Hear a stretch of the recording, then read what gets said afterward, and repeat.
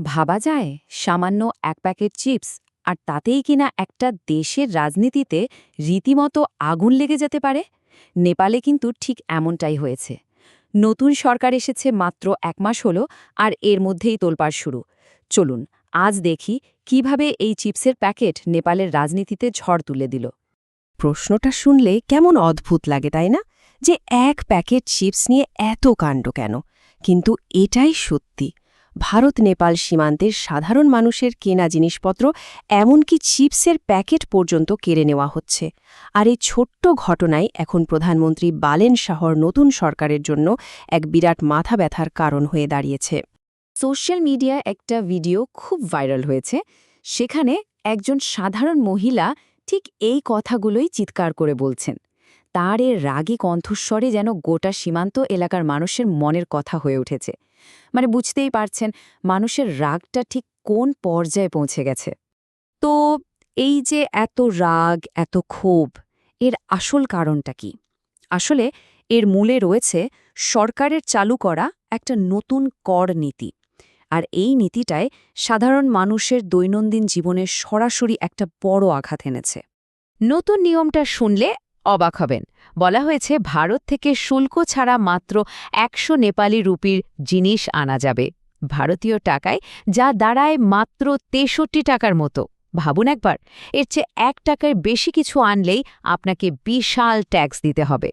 আর সেই ট্যাক্সের পরিমাণটাও কিন্তু কম নয়। ওই ১০০ রুপির সীমা পার হলে ৫% থেকে শুরু করে ৮০% পর্যন্ত কাস্টমস ডিউটি দিতে হবে। মানে সাধারণ প্রয়োজনীয় জিনিসের ওপর কি অসম্ভব পরিমাণ করের বোঝা। এই নিয়মটা কেন এত মারাত্মক তা বুঝতে হলে আপনাকে আগে সীমান্তের বাস্তবতাটা বুঝতে হবে।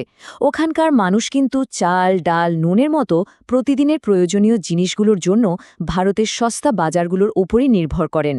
নতুন এ করনীতি তাদের সে সুযোগটাও কেড়ে নিয়ে জীবনযাত্রার খরচ এক লাফে অনেক বাড়িয়ে দিয়েছে। আর যা হওয়ার ঠিক তাই হলো। সরকারের এমন একটা সিদ্ধান্তের পর সাধারণ মানুষ আর চুপ করে থাকেনি। তারা রাস্তায় নেমে এসেছে, আর দেশ জুড়ে শুরু হয়েছে ব্যাপক বিক্ষোভ। সাধারণ মানুষ কি বলছে জানেন? তারা বলছে এই নিয়ম বড় ব্যবসায়ী বা চোরা কারবারিদের আটকাতে পারবে না, বরং এটা গরিব মানুষের পেটে লাথি মারার শামিল। এই একটা কথাই যেন পুরো পরিস্থিতির ভয়াবহতা তুলে ধরে। এই নীতির ফলে কি হচ্ছে? একদিকে সাধারণ পরিবারগুলোর উপর প্রচণ্ড আর্থিক চাপ তৈরি হয়েছে, অন্যদিকে পুলিশ সীমান্তে বাচ্চাদের হাত থেকে চিপস বা বিস্কুটের মতো ছোটখাটো জিনিসও কেড়ে নিচ্ছে। আর এই সব ঘটনার ভিডিও ভাইরাল হয়ে মানুষের ক্ষোভে যেন ঘি ঢালছে। ফলে ছাত্র জনতা একজোট হয়ে রাস্তায় নেমে প্রতিবাদ করছে। কিন্তু সংকটটা শুধু রাস্তাতেই থেমে নেই।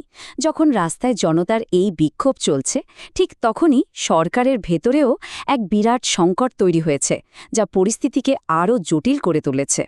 এই জনরোষের মধ্যেই সরকারের জন্য সবচেয়ে বড় ধাক্কাটা এলো ভেতর থেকে। প্রধানমন্ত্রী বালেন শাহের মন্ত্রিসভার অন্যতম গুরুত্বপূর্ণ সদস্য স্বরাষ্ট্রমন্ত্রী সুধান গুরুং, তাকেই দুর্নীতির গুরুতর অভিযোগে পদত্যাগ করতে হল। তার বিরুদ্ধে মূল অভিযোগটা ছিল তার যা বৈধ আয় তার চেয়ে অনেক বেশি সম্পত্তির মালিক তিনি। এ ঘটনাটা সামনে আসায় সরকারের ভাবমূর্তি একেবারে প্রশ্নের মুখে পড়ে গেছে, আর ভেতরের সংকট আরও ঘনীভূত হয়েছে। তাহলে দেখুন অবস্থাটা, একদিকে কর নীতি নিয়ে মানুষের শোধিত রাগ, আর অন্যদিকে সরকারের ভেতরে দুর্নীতি আর ভাঙনের খেলা। এই দুয়ের মাঝে পড়ে প্রধানমন্ত্রী বালেন শাহ এখন এক কঠিন অগ্নি পরীক্ষার সামনে দাঁড়িয়ে। যিনি কিনা ইউথ সুপারস্টার আর পরিবর্তনের প্রতীক হিসেবে ক্ষমতায় এসেছিলেন, মাত্র ১ মাসের মধ্যেই তাকে দেখতে হচ্ছে রাস্তায় বিক্ষোভ, সামলাতে হচ্ছে নিজ দলের মন্ত্রীর পদত্যাগের মতো বড় সংকট। তার আকাশছোঁয়া জনপ্রিয়তা এখন সত্যি এক কঠিন পরীক্ষার মুখে। সুতরাং সবচেয়ে বড় প্রশ্ন এখন এটাই, নেপালের তরুণ প্রজন্মের আইকন এই ইউথ সুপারস্টার বালেন শাহ কি পারবেন এই দ্বিমুখী সংকট সামলে মানুষের আস্থা ফিরিয়ে আনতে? নাকি ক্ষমতা নেওয়ার মাত্র ১ মাসের মধ্যেই তার সরকারের ভবিষ্যৎ অনিশ্চিত হয়ে পড়বে? উত্তরটা তো সময়ই দেবে।